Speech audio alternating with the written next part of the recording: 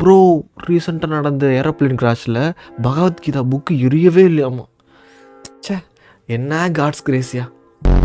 ₹1 இல்லை ₹2 இல்லை, ₹1 கோடி டாடா குரூப் அந்த ஏரோப்ளேன் கிராஷில் இறந்தவங்களோட ஃபேமிலிக்கு கொடுத்துருக்காங்களாமா.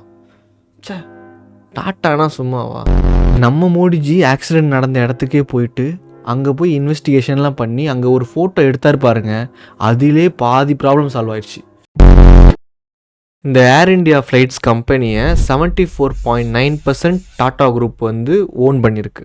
மிச்ச பர்சன்டேஜ் வந்து சிங்கப்பூர் ஏர்லைன்ஸ் ஓன் பண்ணியிருக்கு. டெக்னிக்கலி டாட்டா தான் இது ஓன் பண்ணியிருக்கு. ஓகேயா.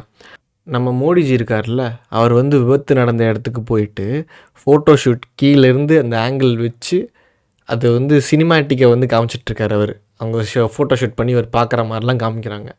மேபி நான் தப்பாக கூட இருக்கலாம், ஏன் அவர் ட்வீட் கூட பண்ணியிருக்கலாம்.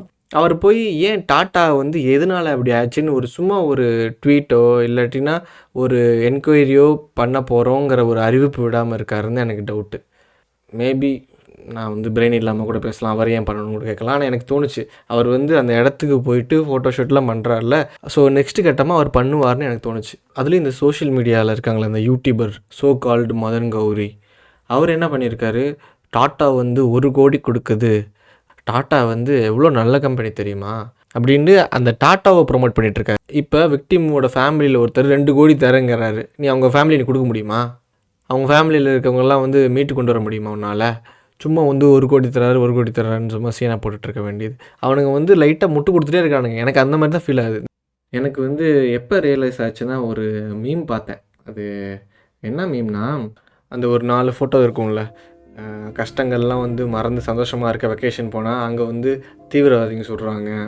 17 வருஷம் கழிச்சு ஆர்சிபி ஒரு கப்பை வின் பண்ணுச்சு, அதை வந்து போய் என்ஜாய் பண்ணுறதுக்கு போனால் அந்த கூட்டத்தில் நெருங்கி செத்து போயிடுறாங்க சில பேர். அப்புறம் வந்து ஹாலிடேஸ்க்கு வந்த அந்த சில்ட்ரன் அந்த ஃபேமிலிலாம் வந்து இறந்துட்டாங்க. அதுலாம் ஒன்றும் வேணாம், நான் வந்து இப்போ ஹாஸ்டல்லே இருக்கேன்னாலும் அங்கேயும் வந்து ஃப்ளைட் வருதுன்னு சொல்லிட்டு, என்னதான் இருந்தாலும் ஒரு இந்த மீம் வந்து ஒரு நம்ம வாழ்க்கையோட நிலையற்ற தன்மையை தான் எனக்கு காமிச்சிச்சு. அது எனக்கு ரொம்ப கஷ்டமாகவே இருந்துச்சு. ஸோ என்ன பண்ணுறது. சரி, ஓகே. ஜூன் மந்த் வந்து மென்டல் ஹெல்த் மந்த், அதுவும் especially men's mental health month, அப்புறம் ப்ரைட் மந்த். ஸோ வந்து ஒன்றும் இல்லை. Anyway, check your heart, check your mind, check your people. Okay. ஏன்னா 2025 வந்து ஒரு கிளிட்ச் மாதிரி ஏதோ மாதிரி இருக்குது இல்லை, எதோ நடக்குது.